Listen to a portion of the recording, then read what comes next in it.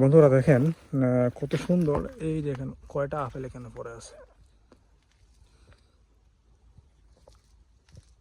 খাওয়ার মতো, আমি কি আগেই বলেছি যে কোনো লোক নেই এখানে খাওয়ার মতো। আর এত সুন্দর গার্ডেন,